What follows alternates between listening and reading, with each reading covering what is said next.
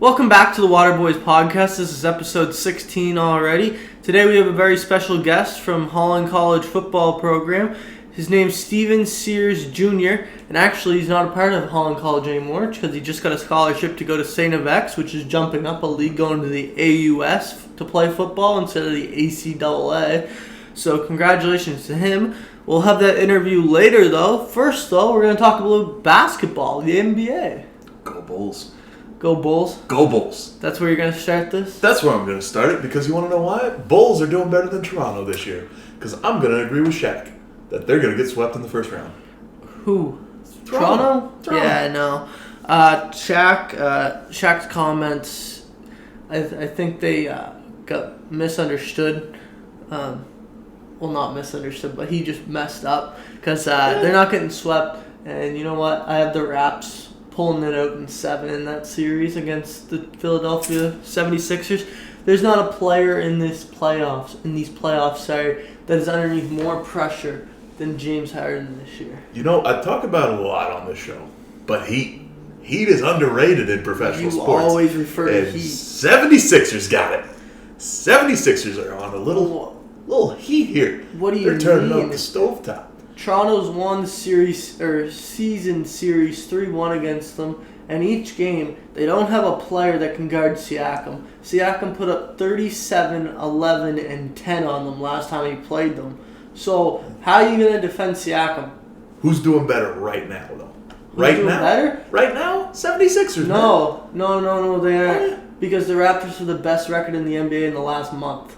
Okay, the last month. But the last 2 weeks, headed right into this thing? Yeah, the Raptors. They have the best record in the NBA. 76ers has been playing so much better on offense. So much better. I don't know what basketball you're watching. I don't know what basketball you even consider to watch because your points make no sense considering James Harden is literally not performing like James Harden. The only person they have actually scoring, and congratulations to him on winning the scoring title, by the way, is Joel Embiid. Now, you can't tell me that Nick Nurse, who is wanted by the Lakers, and we'll get to that later, is not going to know how to make Embiid take Embiid out of the game. Yeah.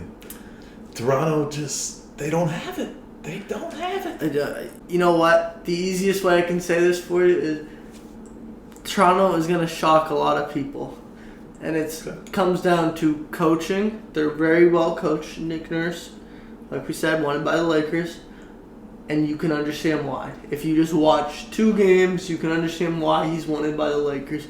He has this team that no one even thought was going to make the playoffs with a 48-34 record, going in as the 5th seed in the playoffs, and even better than your Chicago Bulls, who started out the season top of the East, and we'll get to them right now. Yeah. They fell a little bit. They got a scraped knee.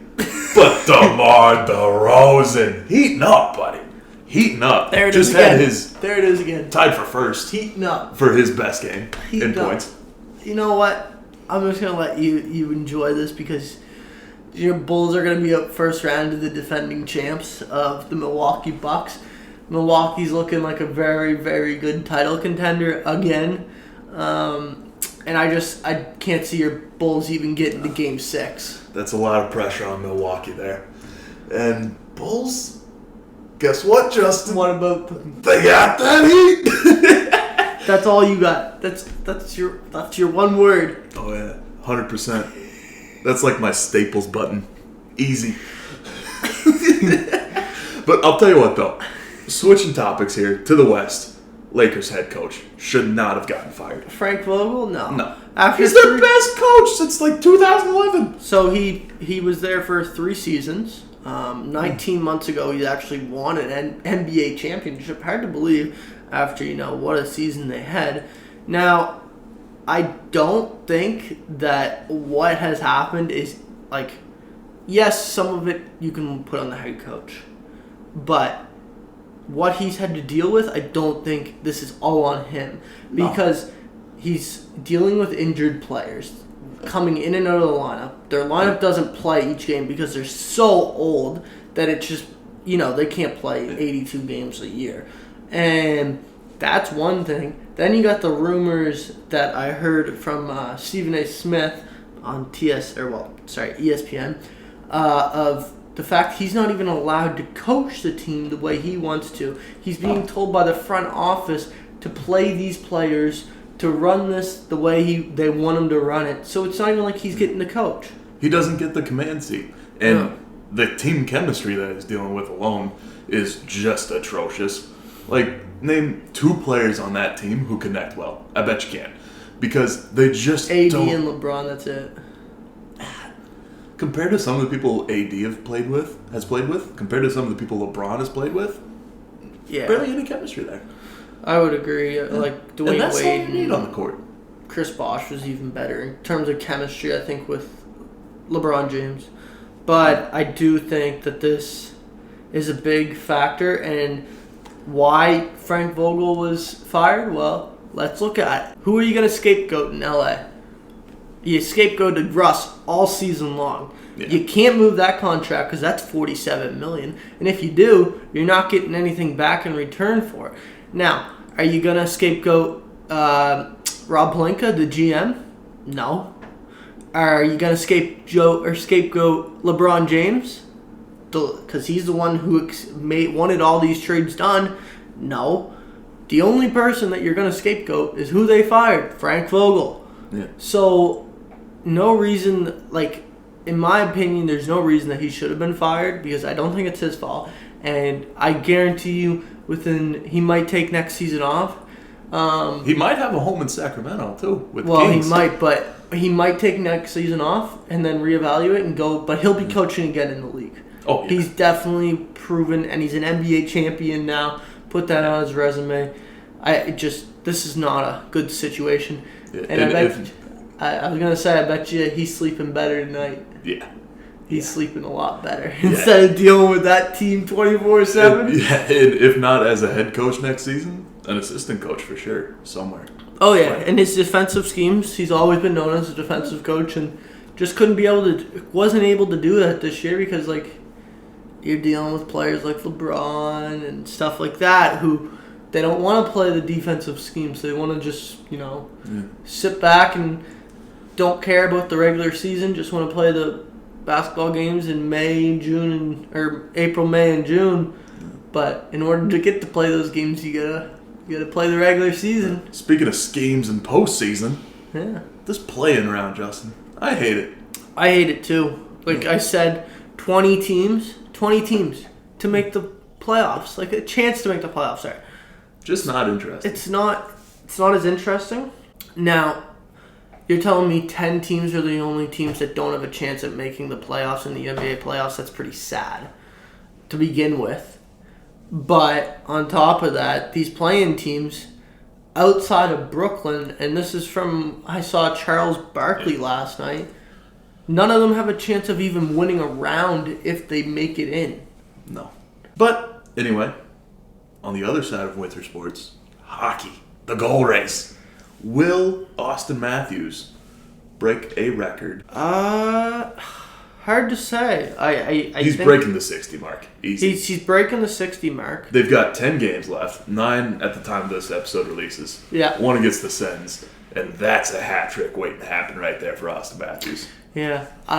My personal opinion, I know that I said Chris Kreider was going to win the Rocket, but obviously Chris Kreider's second, I think. So, my prediction wasn't too far off, but he's now 10 goals off the pace of Austin Matthews. Yeah. Austin Matthews has just outshined everyone this year, and that shot is just incredible. He can get it off from anywhere, and the quickness of it, it's like no other.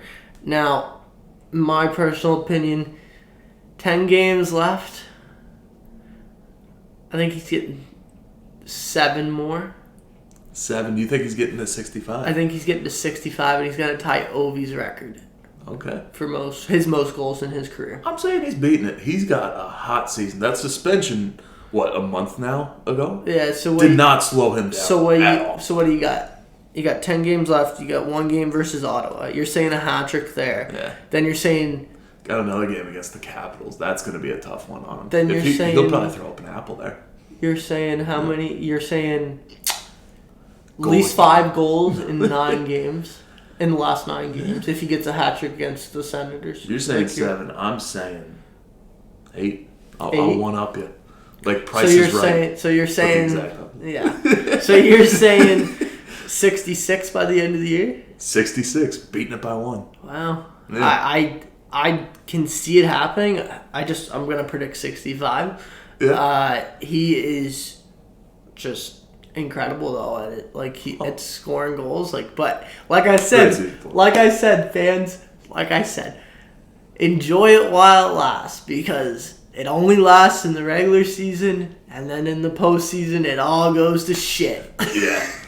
It can go downhill quick for Toronto. Oh, it has, hasn't it, for the past how many years? Since 1960 something, I don't know. But Justin, we can't talk. We can't talk. Our teams are eliminated from it. Montreal and Chicago both got the can. That's okay. 3 days ago? Yeah. At least my team's made the Stanley Cup final and actually won a first round playoff game or series, and didn't blow a 3-1 lead to us last year. And when was your last Stanley Cup? 1993. Oh, and see, I was in high school when our last Stanley Cup was won in Chicago. So, and that argument is settled, folks, because you haven't won one in the new millennium.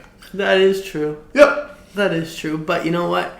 No Canadian team has won one, so it doesn't matter. Nah. At least we're the most... Well, you're the most recent Canadian team. I think we are. Yeah. You are. I don't really know. Except Clinton was in office. So... Baseball. Just this new system behind home plate. I hate it. The radio system.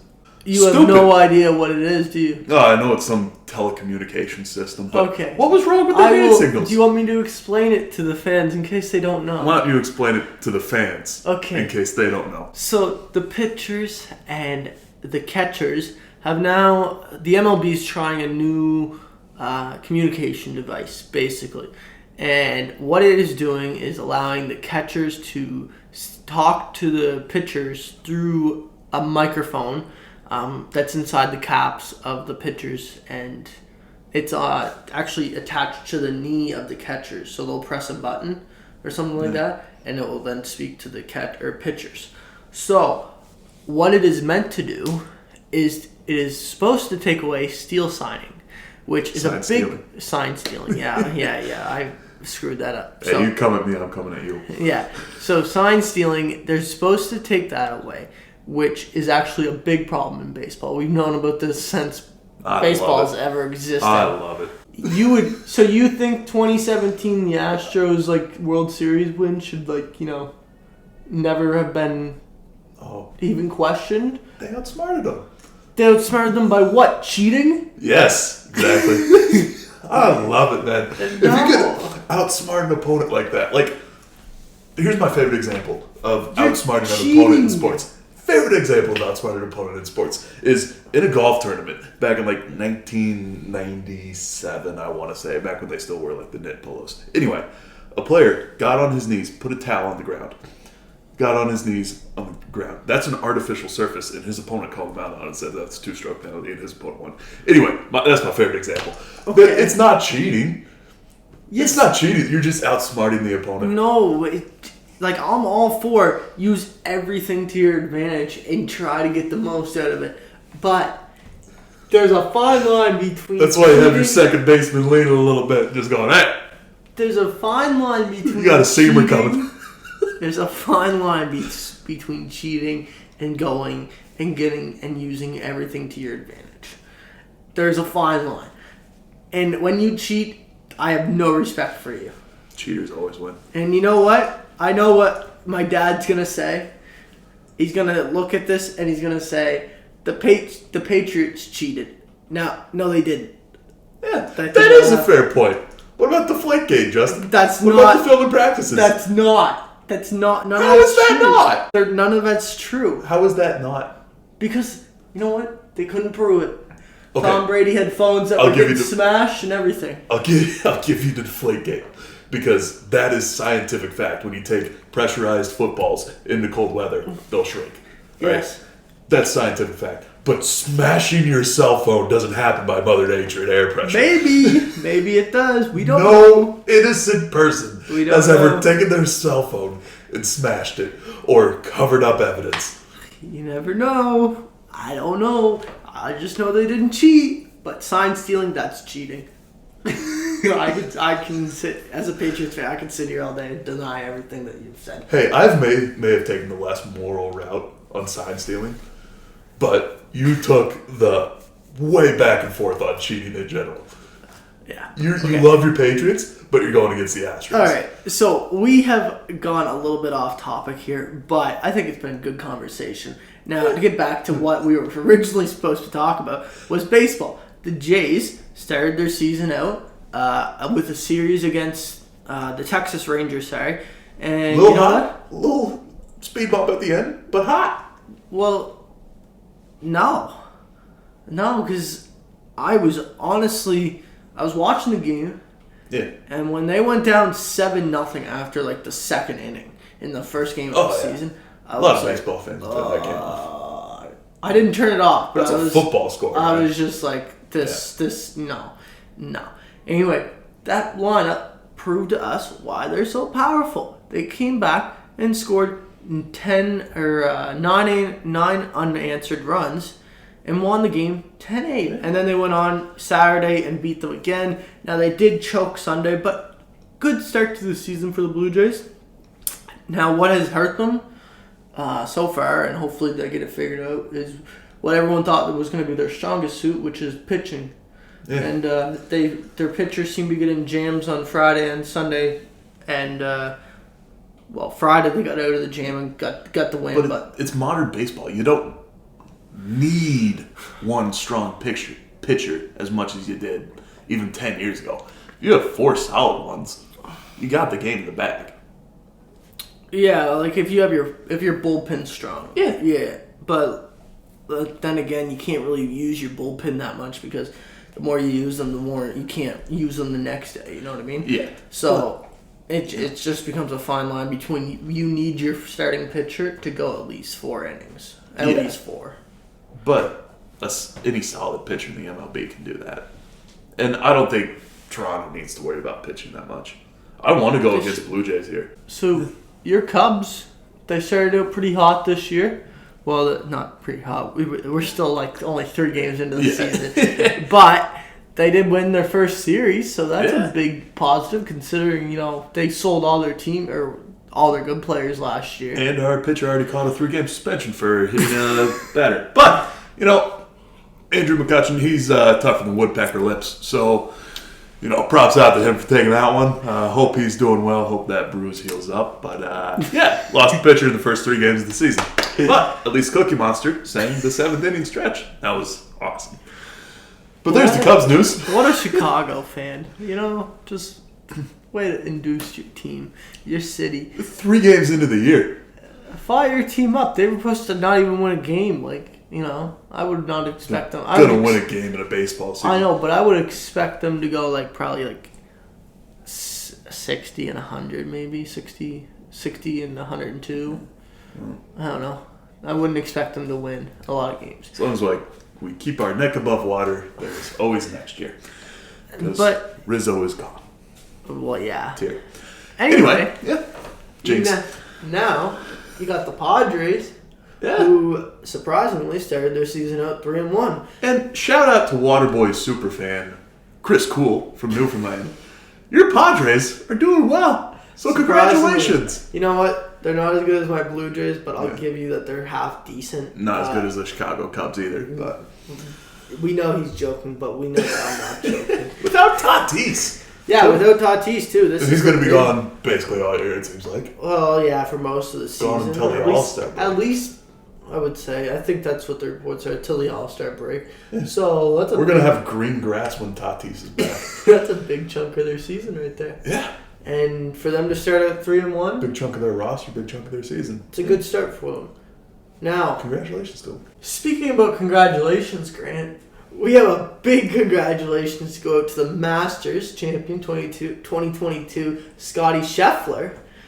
He was just outstanding all weekend, up until the 18th hole on round number 4, where he showed us he was actually human, where he was up 5 going in after Rory McIlroy, which doesn't do anything for the first 3 rounds, and then plays absolutely out of his mind for the last round. Didn't even see him on the leaderboards in the first day, did we? Oh, you didn't see him till midway through the 4th round. But anyway, back to Scheffler. He got up to the 18th hole, played an outstanding 4th round, and then missed back-to-back putts. Yeah. And he couldn't even believe it himself. No. It was crazy to watch. Put his hand over his mouth like some opera victim. I watched. It was like, oh my God. Imagine if he misses another 3 putts. It would have been crazy. But other than that, it was actually a fun weekend. This is honestly the first time I ever watched the Masters, and I would say I was very well entertained the whole weekend. And speaking of entertainment, folks, just stick around on Waterboyz podcast page on Instagram, because we're going to put a supercut of Justin saying Scheffler about 15 times. It's hilarious. Yeah, anyway, speaking of an entertainment weekend. Yeah, so it was pretty entertaining, and I honestly can see myself maybe playing golf for the first time and watching more golf tournaments. I'll teach you how to slice it into the woods. So, before we turn it to our guest, Stephen, we have one tragic news event that we would like to share. We know that everyone watching this has probably already seen it, but we'd still like to share our condolences from the Waterboyz podcast. Dwayne Haskins, the young quarterback of the Pittsburgh Steelers, got struck by a car Sunday morning and was pronounced dead in Florida. He was only 24 years old, and he was drafted in the first round from Washington out of Ohio State. We are very saddened by the news.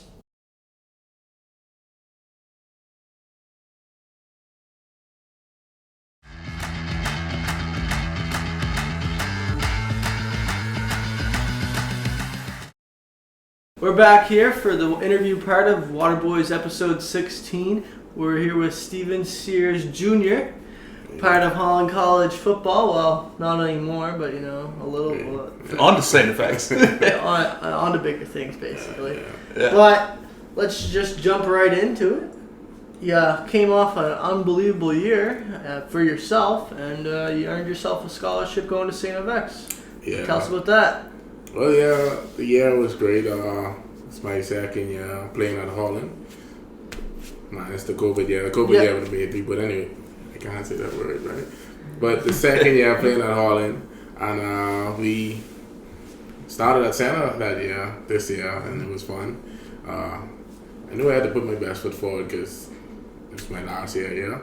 So did that, got some good tape, sent it out to schools. Some schools saw it. STFX reached out to me, Katie reached out, St. Mary's reached out. Still undecided, but yeah, it's I've gotten scholarship offers, and I really appreciate it. Yeah. Go ahead. Oh no, it's just, how does that feel? Like coming off from ACAA to now you have the chance to go and play in the US. Yeah, it feels good. Like they notice me, like they think I could hang with the big boys in the big league, coming from the Bahamas, I would have never thought, Mm-hmm. Yeah. Just came to Holland to play, to see how it would go. Put my best foot forward, kid you not, but it's great to get this recognition and see other schools taking an interest in me. It feels like a dream. I watch a lot of Last Chance U. Mm-hmm. It feels like the Last Chance U story. Canadian Last Chance U. But yeah, just excited to see. Can't pass up the opportunity. Yeah. Now, NFL Network, a football lifestyle. Let's take it back to the beginning. You did not play tackle football until you came to Canada. So you started football in 2017, right. And it was a flag league, right? Yeah, flags. And we got that flag league back home in the Bahamas, like 2017. Was that? I probably was 19 at the time. Yeah. So yeah, I got into that. One of my friend's brother, my best friend's brother. Shout out to Travell, but my best friend's brother. He came back from playing college ball in the U.S. Where did he play? Lincoln University, okay. Jefferson City, Missouri. Yeah. So he came back and then he got me into playing football. I never knew the game. Like I watched a lot of sports, but he said, "Yo, come play with me with this team." So they needed an O lineman, so I got the training from Coach Eddie.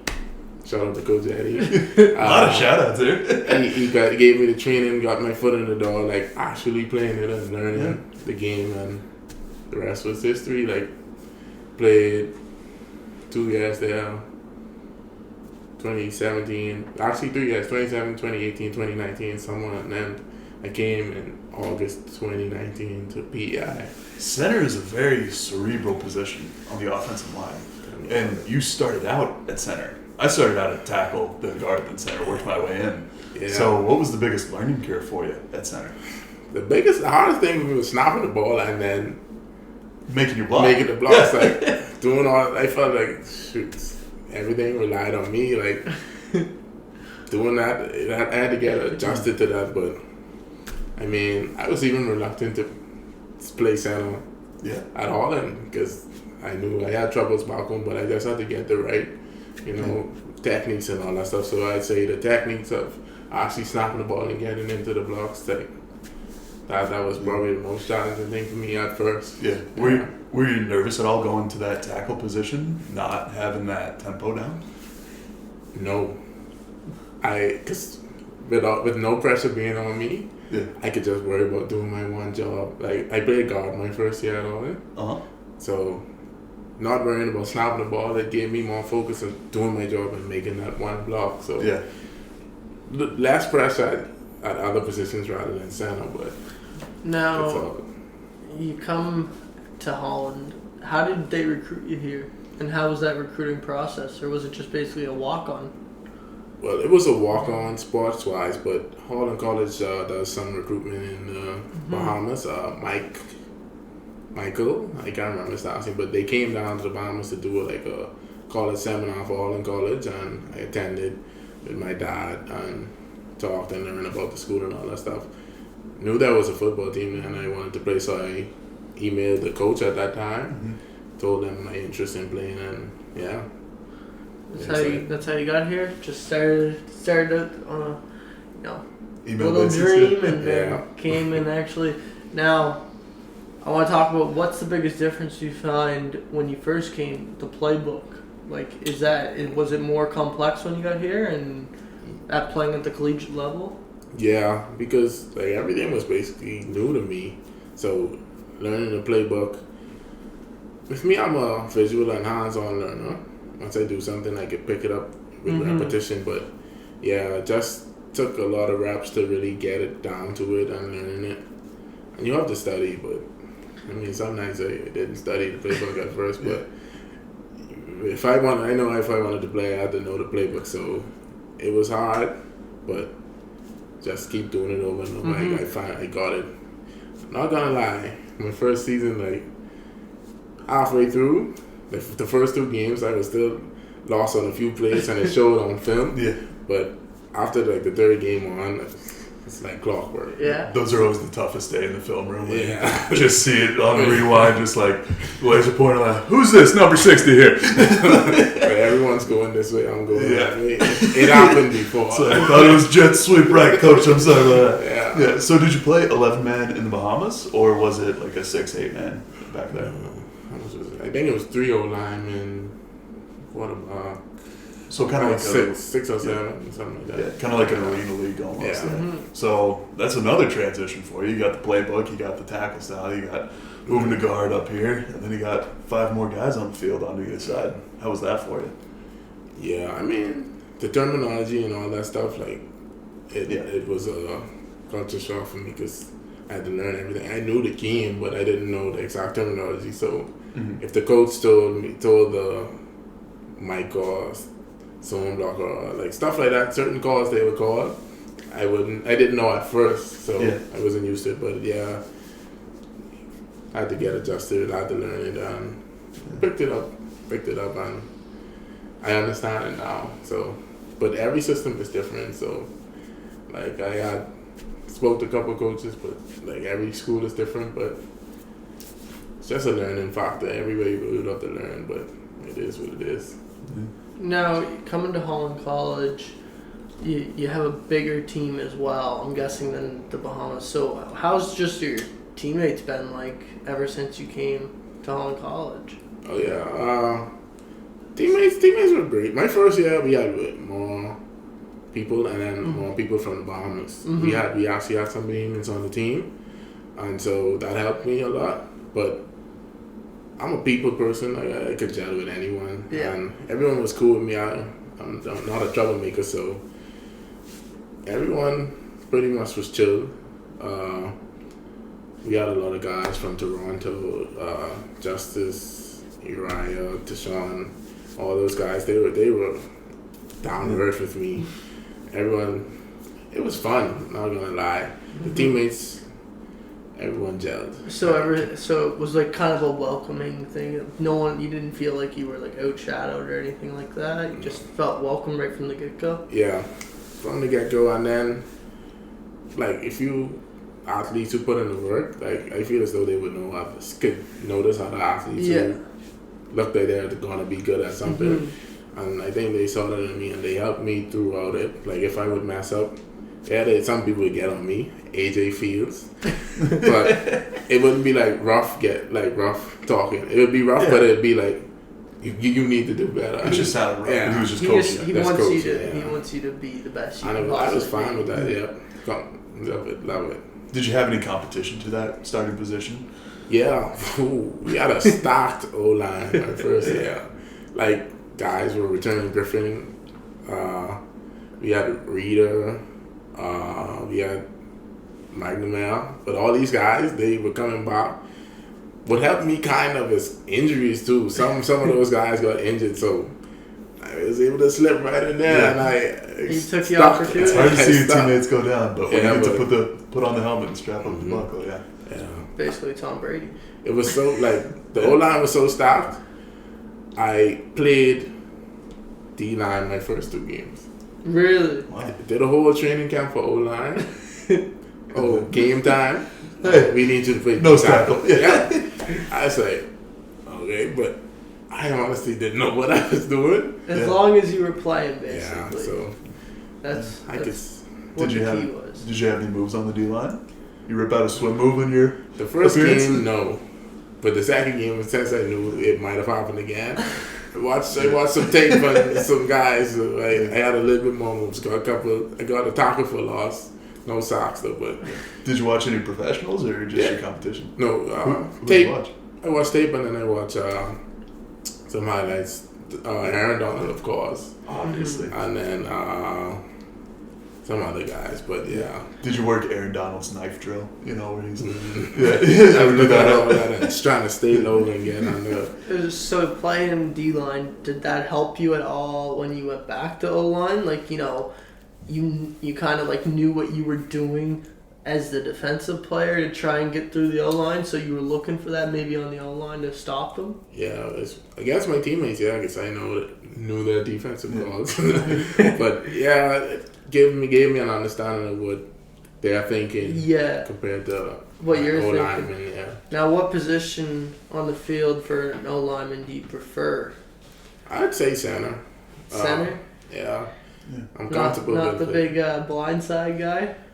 Left tackle? Hey, tackles. That's where the money's at. Yeah, that's where the money's at. They got a lot of pressure on their edges.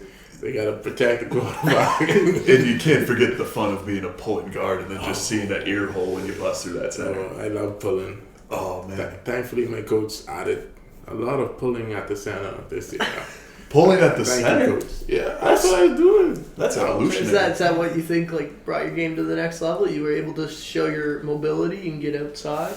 Yeah, because I played basketball in high school, so I'm a big guy, but I'm kind of quick on my feet. Yeah. So all that pulling it came kind of natural to me, like on the court crossing someone, pulling out.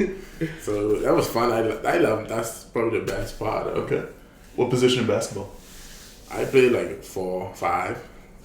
Back home, we don't have shooting guard. We don't have super tall athletes. We have some, but then most schools. I was in a smaller school, so I was playing the big man kind of. Okay.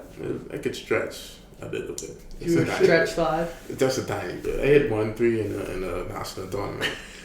I shot 1-3, so I have 100 field goal 3-point percentage. Wow. Best 3-point field goal percentage in the Bahamas. There's a medal for that somewhere. We'll get it too. So I want to go to coaching. I know that your first year you had Steve Lettner as your head coach, and then this year you had, well, your past year, not the COVID year, you had Aaron McIsaac. Yeah. Now, how hard is it going from two different coaches in 2 years, like coaching styles? How big of a difference was that, or was it similar? Well, I mean, it was different coaching styles, but it was like starting over every time because of the break in between. Mm-hmm. Because I came here starting fresh, and then that break in between, it was like almost like starting over because we was out of football for a year. But me and both were great coaches. Both helped me along, and they continue to help me along. Steve Lettner, he pushed me. He was more hard. Yeah.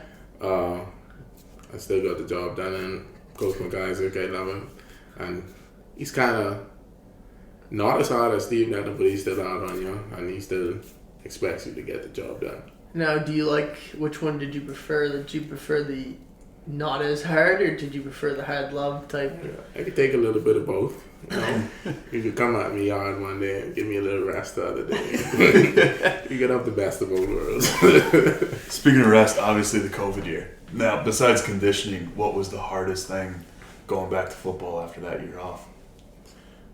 Just getting chemistry with teammates, basically. Like, everyone had a year off. Some people had access to every gyms at their house, or they built gyms. Yeah.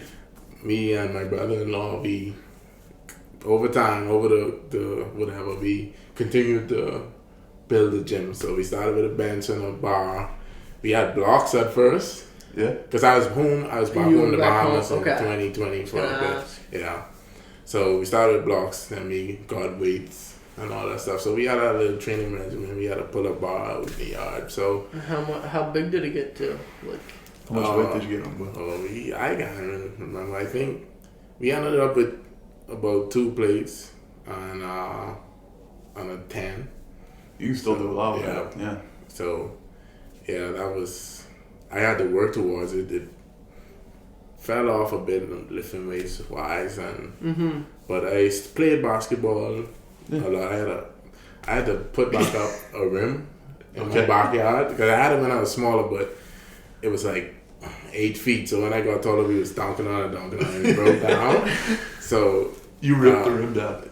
It broke I wish down. It was me, but one of my friends did the final nail in the coffin. But me and my dad and my brother-in-law put it back up in 2020 somehow. So I was able to, I got for good. Still be active. Yeah. And did that help when you came back, or was it basically like, oh shit, like I'm out of shape, Yeah. like.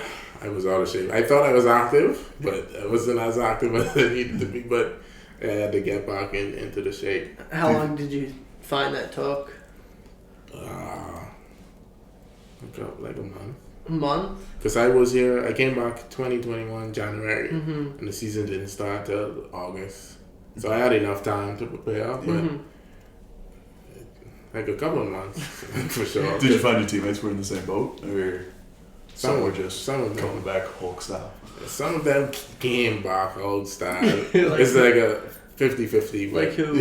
Yeah. Duncan, Newsom, all his different mates. I didn't know him, but I saw the post. Some Ovechkin, Hayden. Hayden came back jacked. Who else? Logan. Yeah, a lot of guys was putting in that work, like that massive work. Yeah. No. They came back massive. Now, we had a former one of your teammates on. Well, now former that you've... That's still my teammates. You've left us here on PI. Still no. Yeah. Well, we had Christian Drew on, running back for you. And I don't want to call you a running team. You do everything well. Yeah. But, you do the run very well. And you've had some big gains this year. How is that as an offensive lineman to see? Yeah, running. I love the running game. That's the best. Most fun for old linemen. All that, everything what's involved in that. That's the best part. Christian is my boy. Like, going into training camp, I watched all the running backs. everyone was putting in their work. We have the elusive guy, Brandon, and the younger guys. But I know Christian would have been that workhorse because you could see it in him. I told Christian from the start, even though he wasn't sticking with him in the lineup the first couple of games. I said, Christian, I got you if you got me. He could tell you this. So, and once we started clicking as a unit, couldn't be stopped. Well, we were stopped, but for the most part, we couldn't be stopped. And yeah, it's now just like your chemistry on pulls. Yeah. When you're blocking him, like, how was that? Like, did you know what his moves were gonna be, or like? Yeah, I know he fights for every yard, so I don't stop. Just keep going. Just keep going. Pushing people Give him that gap. He just needed a little gap, and he could get some more yards, so break it free. Yeah. But yeah, it was fun. I love the running game. Now, he said something about being in the gym every day, and he wishes that the coach was there every day of the off season because then everyone would be in the gym. Right. Now, are you one of the people that's in the gym when he's not there, or are you one of the people that's in the gym trying to show off for the coach when he's there? I'd be in the gym when the coach is not there for sure, but not as much as Christian though. I work a lot now. Okay. School, like it's my last. Yeah, I wanted for to sure. make sure everything was good to go. But and I work at Home Depot on the side too. So this last couple of months didn't line up. But I graduate. School is done April 22nd, so for sure gonna be back on that. But not as much as Christian, but I was there with the team, with the boys when I had the time. Yeah, Christian actually, when he was on the episode, gave us a golden quote that if you're gonna piss like a puppy, you can't run with the big dogs. Do you find that rings true for Holland College or Christian Drew? I don't know what that means. I had to think about that. Yeah, he's basically saying, just like you got to work hard to, run with the best of them. For sure. Yeah, you have to put in the work everywhere you go. Like even with, I know I still have a lot of work to do, and it's gonna be a great summer. Yeah, let's just know that. Yeah, so, let's advance to this. Like, yeah, you're going from ACAA to AUS. Now that's a big jump from competition or play of competition. If you're going to X, what do you think you have to do to get to even play? Like start for them? Yeah, I for sure have to be in the weight room, get my strength up and all that stuff.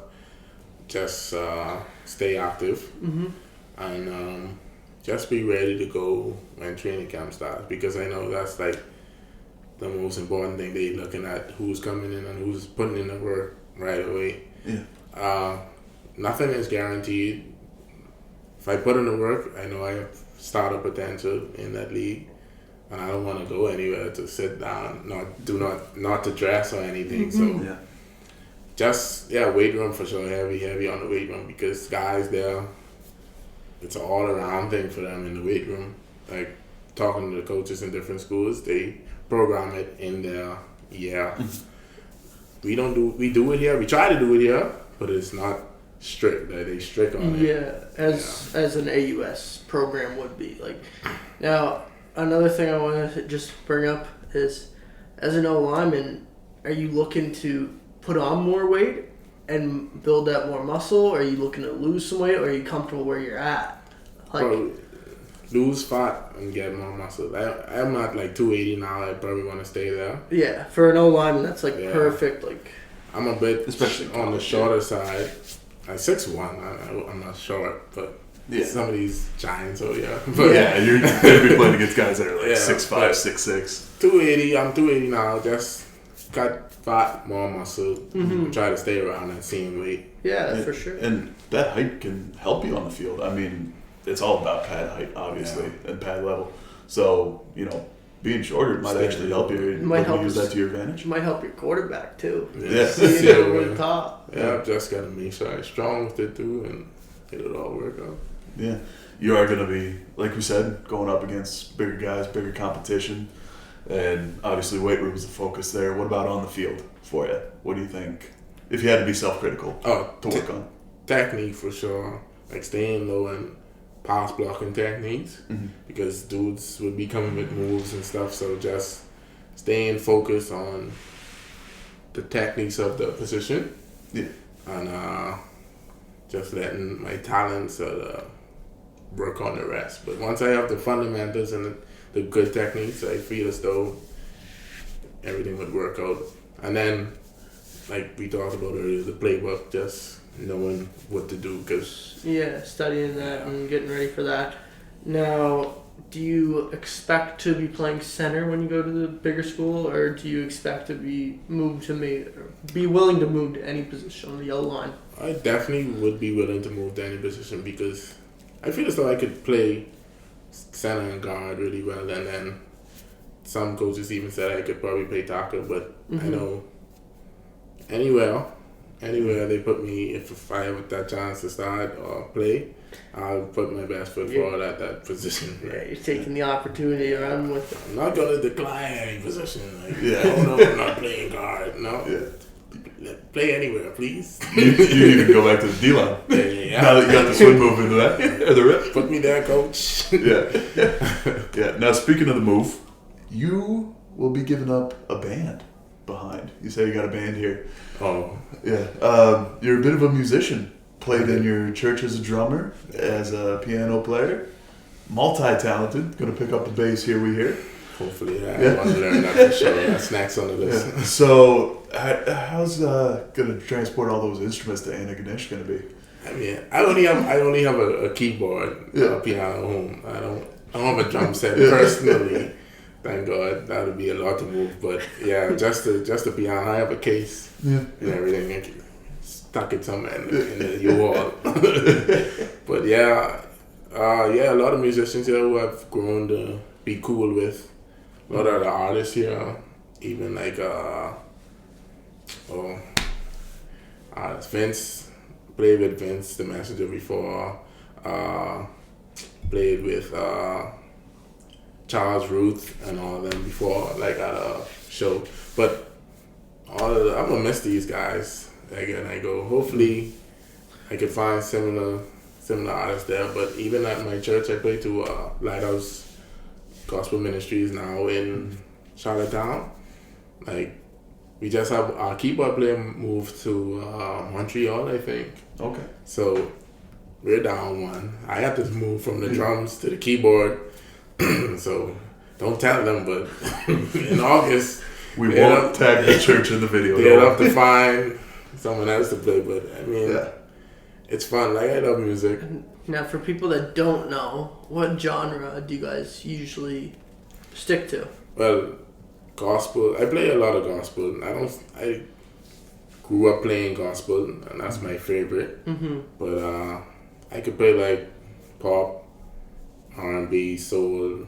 You know, I played jazz before. I played in the jazz band back in the Bahamas for an event. So I mean, I could adapt to anything. I'm a musician. Anything except like rock or like that pop rock, like Travis Barker. I'm not on this level yet, but other music, So do you find that adaptability in music helps you in the adaptability in football between positions? Oh yeah, hands on. Once I do something once or twice, like, I'll be able to pick it up fairly easy and just keep repeating it. Yeah, I'll be able to adapt. I've shown that I could adapt to those positions and different instruments and stuff like that. Now, finishing up Holland College, you got your award banquet there Wednesday night. Yes, I'm excited. What are you wearing? Oh, okay. I bought a chino dress pants, blue, navy, like a royal blue. I'm gonna go to the mall tomorrow trying to find like a floral shirt. I'm not wearing a suit, but I want to stand out. So I probably look like a white and blue floral shirt. I saw something I liked. Probably. Where at? Moore's, I think it's that. Okay. So if they tag me on Instagram, you'll probably see it posted on my Instagram by then.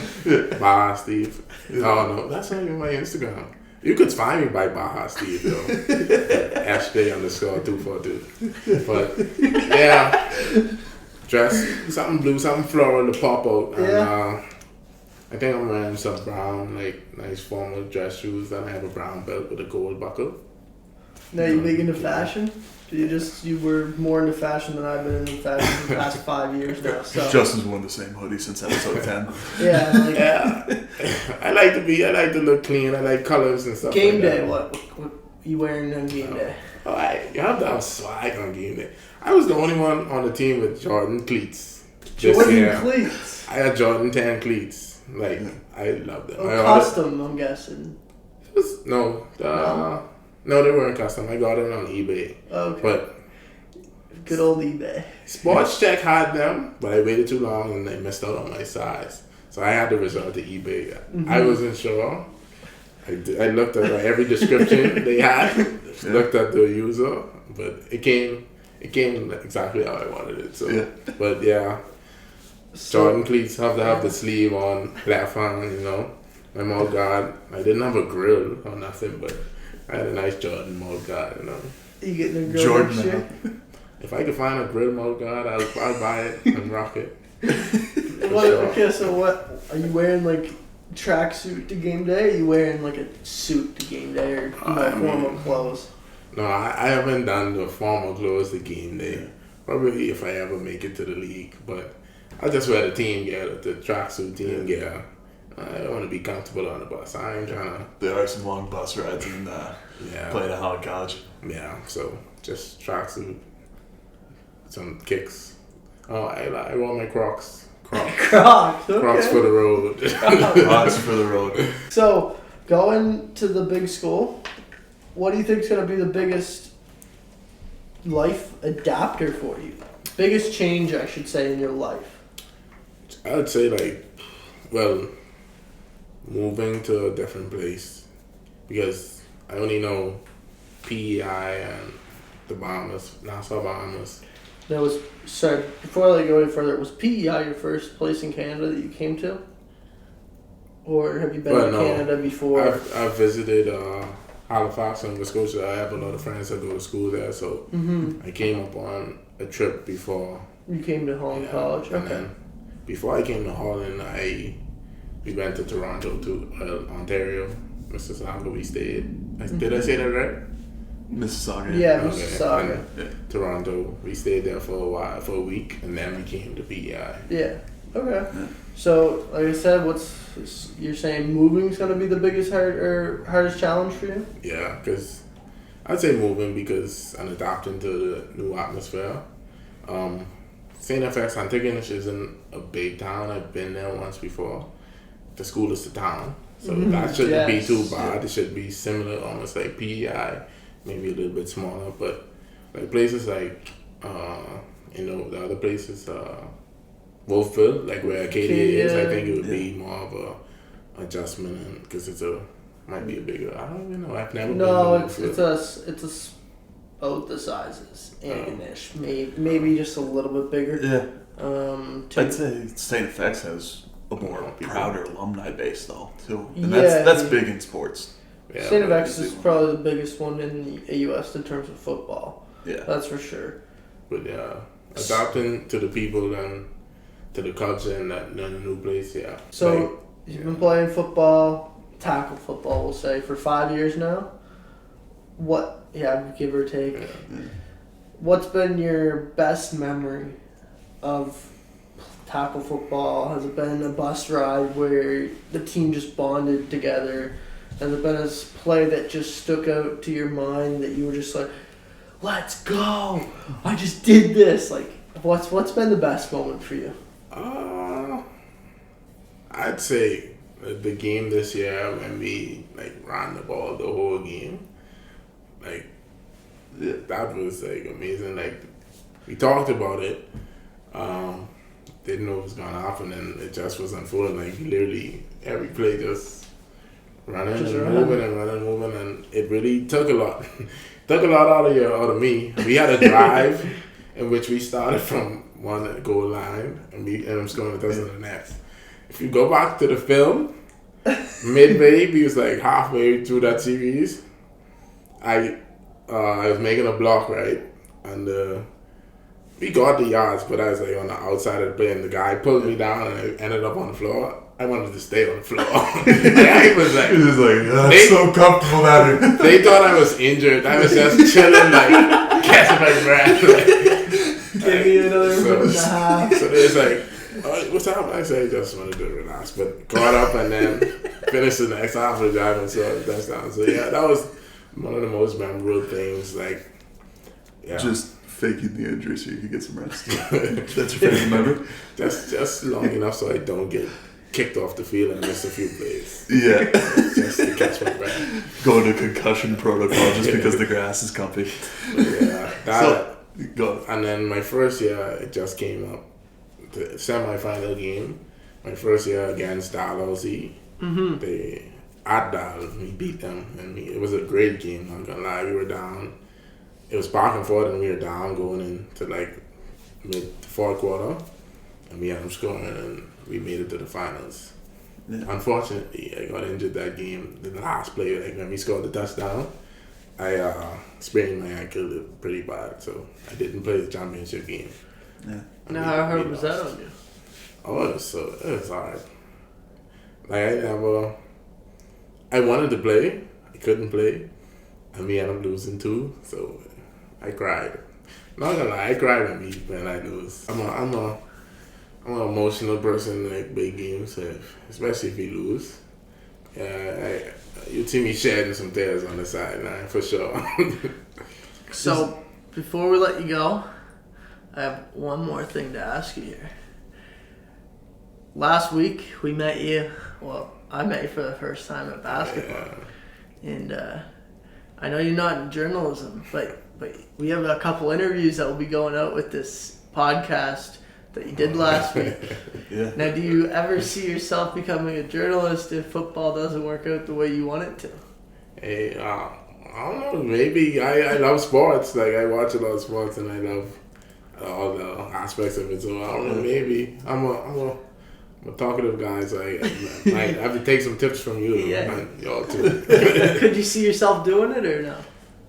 Yeah, I can see myself doing it with a little training. You just seemed relaxed last week. Like you'll see the clips here. Yeah. As we're watching this, but you know, you just seem relaxed. You're a budding journalist, if I do say so myself. I do have some acting training. You have some acting? I acted before in a Bahamian soap opera and in like 2 Bahamian soap operas actually. Okay. Wow. What are they called? One was Skippy's Kingdom and the next one was Broke Bosses. Broke Bosses is the most recent one. Okay. I probably could find a clip and show y'all. Yeah. Okay. But so that's probably where I got that confidence from to interview you two guys. Okay. Well, we'll throw those in. If not, we'll link them down in the description below. Yeah. Those episodes there. And we'll set up these clips here. Yeah, and I was gonna ask you, what are you gonna be taking at STFX then?